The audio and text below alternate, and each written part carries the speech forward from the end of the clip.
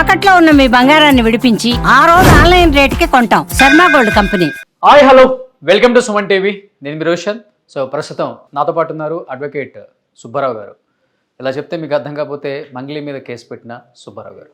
నమస్తే అండి. నమస్కారం అండి. ఏంటి ఇది తాగేసి పోలీస్ స్టేషన్కి వెళ్ళారా? అక్కడ మీకు కూడా టెస్ట్ చేస్తే 27 ఏదో వచ్చిందని చెప్పి అదే ఫుల్ హల్చల్ అవుతుంది మీ ఫస్ట్. అంటే ఏంటంటే మీడియాలో దీన్ని టాపిక్ డైవర్ట్ చేయాలి, మొత్తం కూడా ఏంటంటే మంగ్లీ మీదకి వెళ్ళిపోతుంది. ఇదంతా కూడా ఏంటంటే ఎవరైతే ఈ బాధితులు ఉన్నారో వాళ్ళకి న్యాయం చేసే వైపు వెళ్తుంది. సో కాబట్టి ఏంటంటే కొంచెం పొలిటికల్ ఇన్ఫ్లుయెన్స్ యూజ్ చేసి నా చుట్టుపక్కల మీరు చూడండి ఒక 30-40 మంది పోలీసులు వచ్చేసి బలవంతంగా మీరు ఓదాలి అని, నా పర్సనల్ రైట్ నువ్వెవరో చెప్పడానికి అని చెప్పేసి, అయినా సరే నాకు భయం ఏం లేదు, సరే నువ్వు ఎంత ఒత్తిడి తీసుకొస్తున్నావు అని చెప్పేసి ఊదును. ఆ ఊదడానికంటే ముందే కాఫీ తాగాను, వాళ్ళే ఇచ్చారు కాఫీ. ఎవరు? పోలీస్ స్టేషన్లోనే పోలీస్ వాళ్ళే ఇచ్చారు. మీకు మర్యాదలు ఫస్ట్ చేశారు, మర్యాదలు చేశారు, వాళ్ళు చేయాల్సింది ఏదైతే చేయాలనుకున్నారో అదంతా చేశారు. సో ఇచ్చి తర్వాత వెంటనే బ్రీత్ అనలైజర్ పెట్టేసి కాఫీలో కలిపారా? కాఫీలో ఏం కలుగుతారంటే కెఫిన్ ఉంటుంది కదా, ఆ కెఫిన్ ఉంటుంది. కూల్ డ్రింక్ తాగినా కాఫీ తాగినా జనరల్గా 30% లోపు ఖచ్చితంగా వస్తుంది, అది నార్మల్. ఎవరైనా టెస్ట్ చేసిన తర్వాత స్టేషన్ లోపలికి పిలిపించి మర్యాదలు చేస్తారు కదా, మీకు మర్యాదలు చేసి వచ్చింది బయటకు వచ్చిన తర్వాత ఎందుకు టెస్ట్ చేశారు? అదే కదా ఈ పేరు చెప్పి బెదిరించింది. వాళ్ళు ఇస్తారా డబ్బులు? అదే కదా, అంటే వాళ్ళతో నేను కేసులో నుంచి వీళ్ళు బయటకు తీసేయమని, వీళ్ళ కేసులో నుంచి బయటకు తీసేయమని, వీళ్ళకి సంబంధించినటువంటి వాళ్ళ తమ్ముడి పేరు ఈవిడ పేరు యూజ్ చేస్తూ వాళ్ళ మీద చేసినటువంటి ఇంటర్వ్యూని డిలీట్ చేయించేయండి, మీకు ఎంత కావాలి చెప్పండి నేను ఇస్తా అని చెప్పేసి అన్నాను. ఎవరికి ఇస్తామని? నాకు ఇస్తానని. సో నేనన్నా ఈ బాధితులందరినీ ఆ రోజు తీసుకొని వెళ్ళా. నాకు ఇవ్వడం ఎందుకండి, బాధితులకు ఇచ్చండి చాలు, నాకు ఇచ్చే డబ్బు లేదు, బాధితులకు ఇస్తే కొస్తే వాళ్ళకి ఆసరాగా ఉంటుందని కూడా చెప్పారు. చెప్పిన తర్వాత ఆవిడ అసలు ఎక్కడ కూడా కాంప్రమైజ్ కాలేదు. అసలు ఈ ఇష్యూ ఎక్కడ స్టార్ట్ అయింది అని అంటే, ఒక 2 నెలల క్రితం వీళ్ళంతా బాధితులు ఒక ప్రధాన పార్టీకి సంబంధించినటువంటి వ్యక్తులు తిరుమలేష్ అని చెప్పేసి మా స్నేహితుడు, అతని ద్వారా నన్ను కలవసారు. కలిస్తే దాదాపుగా నెలన్నర నేను స్టడీ చేశాను అసలు ఏంటి ఇష్యూ ఇది ఏంటి అని. చూస్తే అందరి నోట్ల నుంచి వచ్చే పేరు మంగ్లీ తమ్ముడు శివ, భరత్ చౌహాన్, శైలేష్ చౌహాన్, ప్రధాన నిందితుడు మధు, రమావత్ మధు. సో నేను వివరణ అడగడానికి ఒక మ్యూజిక్ డైరెక్టర్ గారు, ఆయన పేరు చెప్పడం ఎందుకు, కార్తీకే కదా, కార్తీక్ షోకి. అవునా? కార్తీక్ మీరు అడగండి కార్తీక్ గారిని. ఎక్కడైనా సరే చిన్న వల్గర్ లాంగ్వేజ్, ఆ అమ్మాయి అగ్రెసివ్గా మాట్లాడింది, దారుణంగా మాట్లాడింది, సెంట్రల్ ఏమని మాట్లాడింది, నువ్వెవరో నాకు తెలియదే, నేను అదే నువ్వెవరో నాకు తెలియదే, నువ్వు చిన్న ఇంటర్వ్యూలు చేస్తా, నువ్వు ఆఫ్టర్ ఆల్ శేఖర్ భాషతో ఇంటర్వ్యూ చేసేదా, నువ్వు జూనియర్ లాయర్వా, నేను చూడలేదే, నేను పలానా మినిస్టర్ గారితో చెప్తే నువ్వెవరో తెలియదండి అన్నాను. ఆయన పేరు వద్దు, నాకు తెలియదు అన్నాను. అమ్మా సరే నువ్వంటే ఇప్పుడు ఒకేసారి ఆకాశానికి వెళ్ళి నువ్వు కూడా యూట్యూబ్ నుంచే వచ్చును, సరే నేను ఎవరో తెలియపోతే ఇక్కడ సమస్య కాదు, ఇక్కడ ఎవరైతే బాధితులు ఉన్నారో వాళ్ళు మీ పేరు చెప్తున్నారు, మీరున్నారా అంటే అంతేనా? వల్గర్ గా మాట్లాడారు? ఇంకా వల్గర్ గానే అంటే ఇక నువ్వు అని ఏకవచనంతో మాట్లాడి కొంచెం వల్గర్ లాంగ్వేజ్ యూజ్ చేశారు. వాళ్ళ తమ్ముడు ఎక్కువ ఈ వల్గర్ లాంగ్వేజ్ ఏమని మాట్లాడాడు, ఎవడు అడు సుబ్బు అంటే నాకు తెలియదే అన్నాను. తర్వాత మంగ్లీ కవర్ చేసింది, ఆహా లేదండి ఈయన సుబ్బు గారు అని ఆయనకు తెలియదు, వచ్చింది లాయర్ గారు అని ఆయనకు తెలియదు, ఎవరో అనుకొని మాట్లాడినాను. ఎవరు అనుకుని మాట్లాడేంటి, కార్తీక్ గారు మీతో హైకోర్టు లాయర్ గారు సుబ్బు గారు మాట్లాడతారని చెప్పే కదా కలిపింది. ఏంటంటే వీళ్ళకి అహంకారం వచ్చేసింది, అహంభావం వచ్చేసింది. ఆవిడ ఏదైతే మూలాలు ఉన్నాయో ఆ మూలాన్ని మర్చిపోయింది. సరే ఓకే ఇది పక్కకు పెట్టేద్దాం. అయితే చేసినప్పుడు ఇట్లా ఒక కేసు వల్లే మీరు మొత్తం ఆ క్యారెక్టర్ని మీరు జడ్జ్ చేస్తున్నారు. ఎందుకంటే ఆవిడతో నేను మాట్లాడినప్పుడు కూడా ఆవిడ స్ప్లిట్ పర్సనాలిటీస్ లాగా వెంటనే మారిపోతుంది. ఫస్ట్ సార్ అంటది, తర్వాత సుబ్బు గారు అంటది, తర్వాత నువ్వు అంటది, ఏదన్నా అంటే నా మాట తీరే అట్లా అంటది. సో నాకు తెలిసినంత వరకు ఇందులో ఎవడో ఖచ్చితంగా 420నే, వాళ్ళ తమ్ముడు ప్రధానంగా ఇంక్లూడ్ అయ్యి ఉండు. ఎవరు పేరేంటి? శివ. నిన్న మీడియా ముందు డబ్బులు లెక్క పెట్టింది అతను, ఒకటే ప్రవేశపెట్టింది అతనేనా? లేదు, మీడియాలో వస్తున్నటువంటిది పేరు తప్పుబడింది, అది భరత్ చౌహాన్. నేను చెప్పేది ఆ పర్సన్ ఈ పర్సన్ ఒకటేనా? కాదు అని చెప్పి వాళ్ళ తమ్ముడిని చూపించింది కదా మీడియా ముందు, అతనే కదా శివ అంటే? అతనే. అది వినయంగానే ఉన్నాడే అక్కడ ప్రెస్ మీట్ లో. అదే కదా, సాంప్రదాయాన్ని శుద్ధపోస్తేనే అన్నట్టు వ్యక్తి చాలా హారబుల్, చాలా వల్గర్గా లాంగ్వేజ్గా మాట్లాడుతుంది. ఈ రోజు కూడా ఏదైతే బాధితులు ఉన్నారో బాధితులకు ఫోన్ చేసి అంటే మెసేజ్ చేసి మాట్లాడటం జరిగింది. ఇంకా కూడా అంటే జనరల్ టాపిక్స్ నేను ఇప్పిస్తాం, మేము మాట్లాడతాం, సిఐడి దాంట్లోకి పిలుస్తున్నారు, ఎంక్వైరీకి వెళ్తాం, వచ్చిన తర్వాత ఆడ సంగతి చూస్తాం, లా అనే లకారంతో మాట్లాడే బూతులు అవి కూడా ఆడిని రమావతి మధుని. అంటే వాళ్ళు ఏంటంటే తెర ముందు ఒకలా ఉంటారు, తెర వెనుక ఒకలా ఉంటారు. ఓకే. సో ఇదంతా సినారియో జరిగేటప్పుడు నేను ఫస్ట్ ఫోన్లో చేసినప్పుడు ఆవిడ అరగంటకి మాట్లాడేసరికి సరే కోర్టులోనే చూసుకుందాం అని చెప్పేసి నేను ఫోన్ పెట్టేసిన తర్వాత అంటే మీడియా వాళ్ళ మిత్రులందరినీ పిలిచి ఆధారాలను మీడియాకి ఇచ్చి మీడియాకి జరిగిన విషయం చెప్పాను. ఎప్పుడు కూడా నేను మంగ్లీని ప్రత్యక్షంగా కానీ పరోక్షంగా కానీ తిట్టలేదు. ఏదైతే బాధితులు నాకు చెప్పిన ఇన్ఫర్మేషనే ఇచ్చేవాడిని. ఓకే. అయితే ఇన్ఫర్మేషన్ ఇస్తే ఆవిడ ఎట్లా చేసింది. అయిన తర్వాత కార్తీక్ కొడగండ్ల గారితో అవ్వలేదు. కార్తీక్ కొడగండ్ల గారిని కూడా ఈ అరగంటగా మాట్లాడింది నాతో. తర్వాత కార్తీక్ కొడగండ్ల గారిని కూడా నువ్వని మాట్లాడితే పాపం ఆయన కూడా బాధపడ్డారు. అది అక్కడితో అయిపోయింది. ఎప్పుడైతే ప్రెస్ మీట్ పెట్టి ప్రెస్ మీట్లో ఇవన్నీ విషయాలన్నిటి గురించి చర్చించామో ఇక డైరెక్ట్ కంటిన్యూస్గా దాదాపుగా ఎన్ని కాల్స్ అంటే ఒక 10ల సంఖ్యలో ఇవన్నీ కూడా మంగ్లీ నాకు చేసినటువంటి కాల్స్. నువ్వు నాకు ఎందుకు కాల్ చేస్తాను, don't call me, why are you calling me again and again అని చెప్పేసి. ఇదొకటే కాదు, ఇదిగోండి ఇది కూడా, ఇది మంగ్లీ నెంబరు. దాదాపుగా 10ల సంఖ్యలో చేసింది. ఎత్తకపోయేసరికి వాళ్ళ చెల్లితో కూడా చేపించింది. సో ఆ కాల్ కూడా ఎత్తకపోయేసరికి ఒక ఇట్లా చేయలేదా వాళ్ళ తమ్ముడు? మరి అంటే వాళ్ళ తమ్ముడు కాన్ఫరెన్స్ లో మాట్లాడించిండు. ఇక్కడ కార్తీక్ కొడగండ్ల గారితో కూడా మాట్లాడేటప్పుడు ఎవడైతే ప్రధాన నిందితుడు రమావతి మధు ఉందో, ఇప్పుడు మంగ్లీ నాకు ఆడెవడో తెలియదని చెప్తుందో వాడినే కాన్ఫరెన్స్ లోకి తీసుకుని నాతో మాట్లాడించింది. మంగ్లీ ఆవిడే మన అతని మీద కేసు ఎందుకు పెట్టలేదు మరి? నా క్వశ్చన్ ఏంటంటే అడ్వకేట్ సుబ్బు గారు ఫేక్ ఎలిగేషన్స్ 10 లక్షలు వస్తుంది ఆవిడతో మాట్లాడింది డైరెక్టర్ పూజారి నాగేశ్వర గారి మధ్య, వేణు ఉడుగుల గారి మధ్య, సురేష్ బొబ్బిలి గారి మధ్య, నేను, మంగ్లీ గారు, ఇంకొక అతను ఉన్నప్పుడే మాట్లాడిన తర్వాత ఎప్పుడు మాట్లాడాల. అలా ఎవరైనా నేను 10 లక్షలు డిమాండ్ చేశానని చెప్పారా? సో ఇప్పుడు ఈ డబ్బులన్నీ బాధితులు ఎవరైతే ఎవరికి ఇచ్చారో అతని కాన్ఫరెన్స్ మంగ్లీ పెట్టింది. మంగ్లీ తన పర్సనల్ నెంబర్ కి ఎవరికి అది మీ దగ్గర ఉంది, మీరు ఇచ్చారు కూడా? ఉంది, ఇచ్చా. కార్తిక్ గారు డైరెక్ట్ గా మేము 4 కాన్ఫరెన్స్ లో మాట్లాడినాం. అరే నువ్వు వెళ్ళి సార్ను కలు 6 o'clock దీన్ని షార్ట్ అవుట్ చేయను అన్నారు. మన కార్తిక్ గారు వాట్సాప్ కాల్లో ఎంతమంది మాట్లాడుకున్నది కూడా ఉంటుంది కదా. మాట్లాడితే వాడు నన్ను వచ్చి కలవలేదు, నేను ఆయన కలవాలని కూడా ఇష్టపడలేదు. సో ఈవిడ అరగంటగా మాట్లాడేసరికి నేను ప్రెస్ మీట్ పెట్టే అక్కడ బ్లాస్ట్ అయింది. తను చాలా మందితో ఫోన్లు చేయించింది, తను కూడా చేసింది. ఎత్తపోయేసరికి పూజారి నాగేశ్వర గారితో ఫోన్ చేయించింది, మా సీనియర్ అడ్వకేట్. సార్ చాలా మంచిగా అంటే ఆర్బిట్రేషన్ చేయడానికి ప్రతి అడ్వకేట్కి అధికారం ఉంటుంది అన్నాడు. సమస్యను పెద్ద చేసుకోవడం ఎందుకు, సావధానంగా పరిష్కరించుకోవచ్చు అని చెప్పి ఫోన్ చేస్తే సరే సార్ ఎవరికి అంటే ఎవరు ఫోన్ లిఫ్ట్ చేయకోకుండా ఉన్నా నేను. పూజారి నాగేశ్వర గారు ఫోన్ చేస్తే మరి ఆయన సీనియర్ అడ్వకేట్ కదా, సరే సార్ వస్తాను. తర్వాత వేణు ఉడుగుల గారు కూడా ఫోన్ చేసి, వేణు ఉడుగుల గారు కూడా నాకు మంచి మిత్రుడు. మేమిద్దరం దాదాపుగా ఒక 2 సంవత్సరాల నుంచి ట్రావెల్ అవుతున్నాం అన్నట్టు. సో మిత్రుడు సుబ్బు గారు రండి మనం మాట్లాడదాం అంటే నేను అన్నా అంట, ఆయన సుబ్బు అంటాడు. చెప్పన్నానంట, దా సుబ్బు ఒకసారి మాట్లాడదాం, ఆడపిల్ల ఏదో మాట్లాడుతుందట అంటే సరే అని వెళ్తే, సుబ్బు గారు నేను మిమ్మల్ని అరగంటకి మాట్లాడడం తప్పేనండి, సారీ. ఆమె సారీ అని పెట్టిన మెసేజ్లు కూడా ఉన్నాయి. సారీ అండి, క్షమించండి అంటే నేను నిన్ను క్షమించేది ఏం లేదమ్మా, అయిపోయింది ఆల్రెడీ. అప్పటికే మేము ఆల్రెడీ కోర్టుకు వెళ్తున్నాం. వాళ్ళందరూ కూడా వాళ్ళ పోలీస్ స్టేషన్లలో మీ మీద కేసులు అన్ని తెలంగాణ, ఆంధ్ర, కర్ణాటక అన్ని పోలీస్ స్టేషన్లలో కేసులు కూడా పెట్టించావు. అంటే సివిల్ సూట్ కదా, పోలీసులు తీసుకురా, అతను ఆర్పిఐడి పంపించి దాన్ని హైకోర్టులో కేసు వేయాలి. ఓకే. సో అయితే అయిపోయిందని అంటే ఈ కేసులు మా వీడియోలు తీపించేసేయండి, మా తమ్ముడు పేరు నా పేరు తీపిచ్చేసేయండి, వాడకండి, కేసుల నుంచి తీపిచ్చేసాను మాట్లాడితే ఇక నేను ఆఫర్ చేసింది వాళ్ళ అడ్వకేట్ సార్ ద్వారా నాకు ఆఫర్ చేస్తే నాకెందుకు బాధితులకి ఇవ్వండి అని చెప్పేసి అని అన్న. అక్కడికి అది అవ్వపోయేసరికి వేణు ఉడుగుల గారు నేను మీకేం కావాలన్నారు సార్, నాకు ఒకటి ఆ అమ్మాయి ప్రమేయం లేదంటుంది కదా. ఎవడైతే ప్రధాన నిందితుడు రమావతి మధు ఉండు ఈ పిల్ల పేరు చెప్పి ఈ మంగ్లీ పేరు చెప్పి ఏదైతే డబ్బులు వసూలు చేసిండు వాడెవరో తెలియదు అంటుంది కదా. ఆ రోజు కూడా పూజారి నాగేశ్వర గారి ఆఫీస్లో కూడా వేణు ఉడుగుల గారు అందరూ ఉన్నాకే ఆ ప్రధాన నిందితుడికి ఫోన్ చేసి నాతో మాట్లాడించింది. సో సంబంధం లేదని అంటుంది. ఆ అమ్మాయి దగ్గర పర్సనల్ నెంబర్ ఎలా ఉంది, సరే ఓకే వదిలేండి, ఆ అబ్బాయి మీద కేసు పెట్టమనండి. ఇప్పుడు నీ పేరు చెప్పే కదా పెట్టాలి కదా, నీ పేరు నా పేరు చెప్పి ఎంతమంది డబ్బులు వసూలు చేస్తారో నేను ఎలా కనుక్కోవచ్చు నాకు తెలియదు కదా అన్నారు. ఓకే అమ్మ, నేను విన్నాను ప్రెస్ మీట్ అంతా. మరి ఇప్పుడు ఇతను చేశాడని తెలిసినప్పుడు అతని మీద కేసు పెట్టాలి కదా, ఎందుకంటే తిన పేరే యూజ్ చేసుకుంటా కదా. ఎందుకంటే అలా కేసు పెడితే ఈ భాగవతం కూడా బయటకు వచ్చేస్తుంది, ఈ విషయాలన్నీ బయటకు వస్తాయి. రేపొద్దున ఆడబోయి ఊరుకోడు కదా, నా మీద నువ్వు తప్పించుకోవడానికి నా మీద కేసు పెడితే ఉన్నవన్నీ చెప్పేస్తారు రికార్డు. సో అందుకనే ఆ అమ్మాయి ఆడి మీద కేసు పెడతలేదు.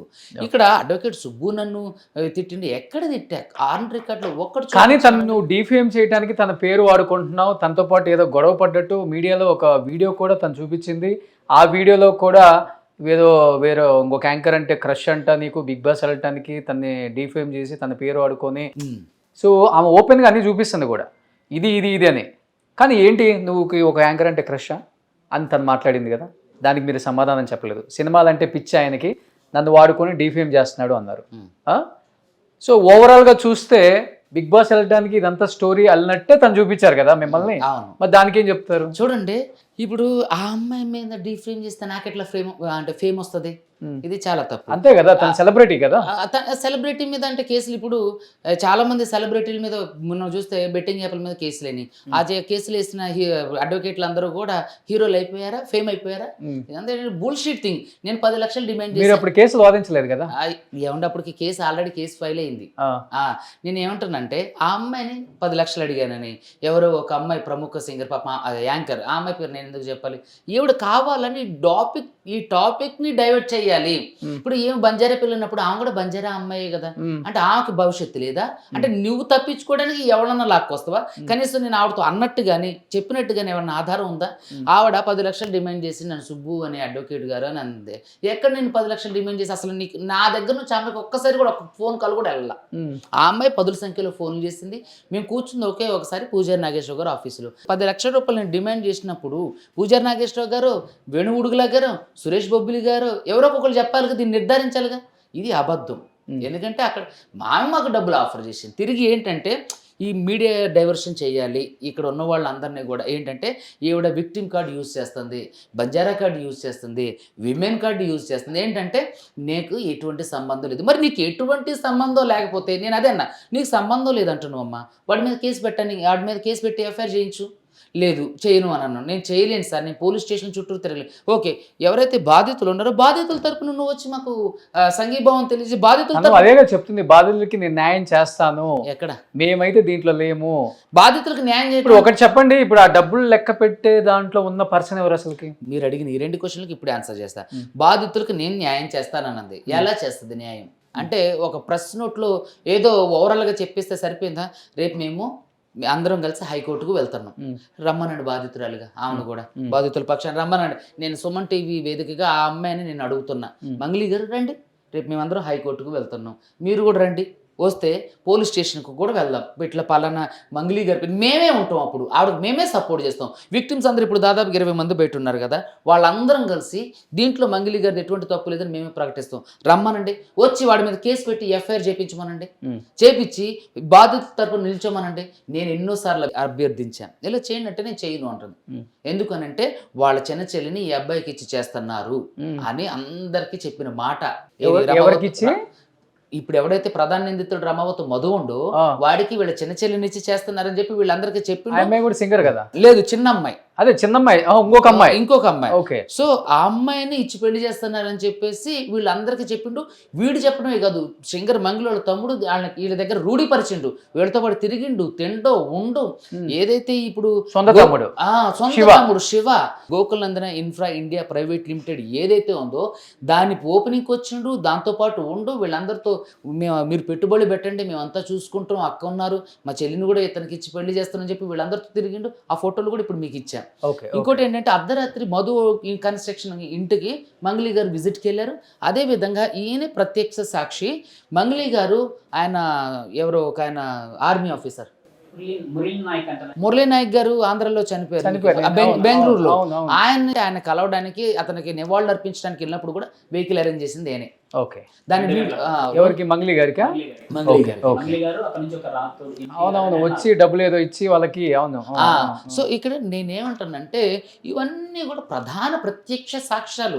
ఈవిడ చేస్తున్నటువంటి అలిగేషన్, ఇప్పుడు అడ్వకేట్ సుబ్బు నన్ను 10 లక్షలు అడిగిండు, పలానా ఆవిడంటే క్రష్ అండు, అసలు ఇవి కేసుకు సంబంధించిన విషయాలు. అసలుకి ఇక్కడ ఏమైపోయిందంటే బాధితులు వర్సెస్ మధు అవ్వాల్సిన కేసు సో సుబ్బు వర్సెస్ మంగళి అయిపోయింది. ఇక్కడ ఏంటంటే డీవియేషన్స్ తీసుకొస్తున్నారు. ఇక్కడ ఏంటంటే ఇప్పుడు అడ్వకేట్ సుబ్బు గారు ఇప్పుడు ఆన్ బిహాఫ్ ఆఫ్ అడ్వకేట్ అందరు క్లయింట్ల తరపున కేసులు వేస్తారు. ఇలా ఇక కేసులు వేసిన వాళ్ళు అందరూ ఆపోజిట్ అడ్వకేట్ల మీద కేసులు వేస్తే న్యాయ వ్యవస్థ మీద ప్రభావం పడదా?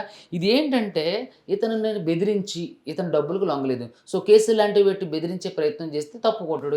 ఇప్పుడు కూడా సజ్జనార్ గారికి వినతి పత్రం ఇచ్చి వచ్చారు, మీ మీద యాక్షన్ తీసుకోమంటున్నారు, కానీ బాధితుల మీద అన్యాయం చేసిన మధుకు మీద యాక్షన్ తీసుకొని వీళ్ళకి న్యాయం చేయండి అని ఇవ్వట్లా. ఎక్కడ అక్కడే డౌట్ వస్తుంది అందరికి కూడా ఇప్పుడు. అదే అంటున్నా, ఎక్కడ ఇవ్వట్లా. పంజగుట్ట పోలీస్ స్టేషన్ లో అక్కడ వరకు ఎందుకంటే నార్సింగి పిఎస్ లో కంప్లైంట్ ఇచ్చింది. అక్కడ ఉన్న సిఐ గారు హరికృష్ణారెడ్డి గారు చాలా మంచి వ్యక్తి. ఆయన వివరాలు అడిగితే ఆధారాలు అడిగితే ఇప్పుడు ఒక్కటి కూడా ఇవ్వలేదు. అక్కడ ప్రధాన పత్రికల్లో వచ్చింది.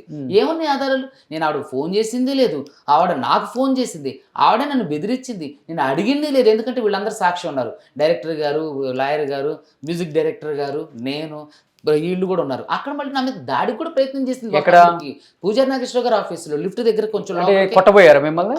నా దగ్గరకు వచ్చి నువ్వు వినకపోతే నీ సంగతి చూస్తా అని చెప్పి వాళ్ళ తమ్ముడికి ఫోన్ చేసి మధుగడికి కలిపి, అరే వీడు ఇక్కడే ఉంటారా, ఈడనంటే అరే నిన్ను చంపేస్తావురా, నువ్వు కోర్టుకి వెళ్ళేది మాకు తెలుసు, చంపితే పెద్ద కేసు అయింది కానీ హిట్ అండ్ రన్ లో నిన్ను తొక్కిచ్చేస్తున్నాడు ట్రక్ బిట్ అని చెప్పేసి నన్ను బెదిరిస్తే, ఎవరు వీడే మన మంగ్లీ వాళ్ళ తమ్ముడు శివ, బ్రహ్మవత్ మధుగాడు మంగ్లీ వాళ్ళ తమ్ముడు మాట్లాడేసరికి ఇక్కడ గొడవ ఏదో అవబోతుందని చెప్పేసి వేణుగుడుగులా గారు కూడా బయటకు వచ్చారు. వచ్చేసరికి అక్కడ నుంచి మా ఫ్రెండ్స్ తిరుమలేషు రవణ ఇద్దరు కలిసి నన్ను కిందకి తీసుకెళ్లారు. అక్కడ కింద వీళ్ళు ఏం చేస్తున్నారని మంగళి కార్ డ్రైవర్ వీళ్ళ ఫోటోలు వీడియోలు తీయడం, ఇది కింద ఉంచి మేము పైకి వెళ్ళాం కదా. సో అక్కడ ఇదంతా అయిపోయిన తర్వాత అక్కడ నుంచి వచ్చి మంగళి మీద కేసు ఫైల్ చేయడం జరిగింది. సో మంగళి కేసు ఫైల్ చేయడం ప్రైమ్ ఆఫ్ ఎవిడెన్స్ లేకుండా పోలీసులు ఎఫ్ఐఆర్ ఫైల్ చేస్తారు. ఇంత దిగజారిపోయారా? ఏంటి లారీలు ఎక్కిస్తారా? లారీలు ట్రక్ తో దొక్కిచ్చేస్తారు. అధికార మదం ఉంది, లేకపోతే అధికారులు అండగా ఉన్నారు, లేకపోతే సెలబ్రిటీ మోజులో ఏం మాట్లాడుతున్నారో కూడా తెలియట్లేదు. సో ఆమె కదా మాట్లాడింది వాళ్ళ తమ్ముడు. ఈవిడ బూతులు తిట్టింది కదా, అరే ఊరే అనుకుంటా అరే వీడు ఇక్కడే ఉండరా అని. అంటే మధుకు ఫోన్ చేసి వాళ్ళ తమ్ముడు కాన్ఫరెన్స్ లో తీసుకొని అయితే అనేసరికి ఇక అక్కడ ఈ సీన్ అవుతుందని చెప్పేసి, మరి ఎందుకు బంజారా బిడ్డను తొక్కేస్తారు, అవకాశం రాకుండా అంచెలంచెలుగా ఎదుర్కొంటూ వచ్చాను, ఈ డైలాగులు ఇండస్ట్రీ ఒకసారి గమనించండి, పోలీసు వాళ్ళు కూడా ఒకసారి గమనించండి, అండ్ న్యాయ వ్యవస్థ, పొలిటికల్ లీడర్స్ ఎవరైతే సపోర్ట్ చేస్తున్నారో ఆమెకి, సార్ కలుగరవండి సార్. ఇప్పుడు నేను కాసేపు అడ్వకేట్ సుబ్బు గారిని పక్కన పెడితే పక్కనే బాధితుడు ఉన్నాడు, ఈ బాధితుడి మాటలతో అయినా కొంచెం చెల్లించండి. ఇలాంటి వాళ్ళకి మనం సపోర్ట్ చేస్తే ఈ వ్యవస్థలో ఎవ్వరం బతకలేం. వీడిని వాడిని పొడుచుకొని చేస్తారు. నీ మీదకి ఆయన ఎక్కియొచ్చు, రేపు వాళ్ళు మీ మీదకి ఎక్కిస్తారు, అంతకుమించి ఏం లేదు. ఒక సెంట్రల్ మినిస్టర్, మీరేం గొప్ప ఏం కాదు, అతీతమేం కాదు, మీరు కూడా కష్టపడి పైకి వచ్చిన వాళ్ళే. 10,000కి నా జీవితంతో స్టార్ట్ చేసిన నా జీవితం ఈరోజు 10 లక్షలు తీసుకున్నారని నాతో ఫోన్లో కూడా అన్నావు మంగ్లీ. నువ్వే అన్నావు. ఇంకా హుందాగా బతకాలి కానీ లారీలు టిప్పర్లు ఎక్కించి జనాన్ని చంపేస్తారు, మీ అధికార దుర్వినియోగం చేస్తారు ఎవరన్నా సపోర్ట్ ఉంటే. అరే బాధితుడికి న్యాయం చేయమని చెప్తున్నారు. అంతమంది దగ్గర అన్ని కోట్లు కలెక్ట్ చేశాడు నీ తమ్ముడు మధు అనేవాడు, ఇంకొకవాడు చౌహాన్ అనేవాడు. వాళ్ళని ఈడ్చుకొచ్చి చెంపలకేసి బాధి నా పేరు బదనాం చేస్తున్నారా, నా పేరు బదనాం చేస్తున్నారు మీరు, నేను కష్టపడి సంపాదించుకొని ఏర్పరచుకున్న ఎంపైర్ నా వెనక ఉంది, దీన్ని మీరు కూల్ చేస్తున్నారు, ఎదవల్లారా పనికి మాలిన సన్నాసులారా అని వాళ్ళని చెంపలకేసి కొట్టి వాళ్ళని బయటికి తీసుకొచ్చి ఇదిగో ఇట్లాంటి వాళ్ళకి న్యాయం చేయి. నీ కాళ్ళు కడిగి నెత్తిని పోసుకుంటారు వీళ్ళందరూ, కాళ్ళు కడిగి నెత్తిని పోసుకుంటారు. ఇప్పుడు బాధితుడు మీ వర్షన్ ఏంటండి, మీరు ఎంత ఇచ్చారు? మీరు నేను సెప్టెంబర్లో 12,50,000 రూపాయలు ఇచ్చాను సార్ లో నుంచి, అండ్ మనీ నుంచి లోన్ తీసేసుకుని అతనికి ఇచ్చాను. ఎట్లా ఇచ్చారు మీరు, అసలు ఎందుకు ఇచ్చారు మీరు?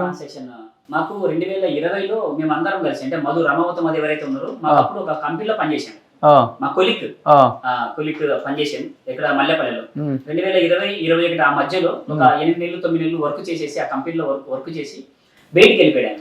ఆ కంపెనీ నుంచి బయటికి వెళ్ళిపోయి ఒక బిజినెస్ చేస్తున్నా అంటారని మా కింద ఉన్న వాళ్ళకందరూ చెప్పుకుంటూ వచ్చాడు అనమాట. ఓకే, ఆ బిజినెస్ ఏంటంటే ట్రేడింగ్ చేస్తున్నా, ఆ ట్రేడింగ్ లో డబ్బులు పెడుతున్నాం మేము, అండ్ రియల్ ఎస్టేట్ లో డబ్బులు పెడుతున్నాము, మీరు ఇస్తే మీ డబ్బులు ఇచ్చేసి రిటర్న్ ఇస్తామని మా వాళ్ళకి అందరికీ చెప్పాడు. 2021, 22, 23, 24 ఈ 4 ఏళ్ల తర్వాత మా దగ్గరికి వచ్చేటప్పుడు కల్లా ఒక మంచి లగ్జరీ తారు కారు, ఒక మంచి బిల్డింగ్లు కొనుక్కొని మంచి గోల్డ్లు పెట్టేసేసుకొని అది ఇంత పెట్టేసేసుకొని మాకి కనపడాడు అప్పుడు. ఆ రోజు అప్పటికి మీరు డబ్బులు ఇచ్చేసారు? నో సార్, ఇవాళ ఇంకా ఓ అప్పటికి వేరే బాధితులు ఉన్నారు, ఇవన్నీ ఇచ్చిన వాళ్ళు అయితే.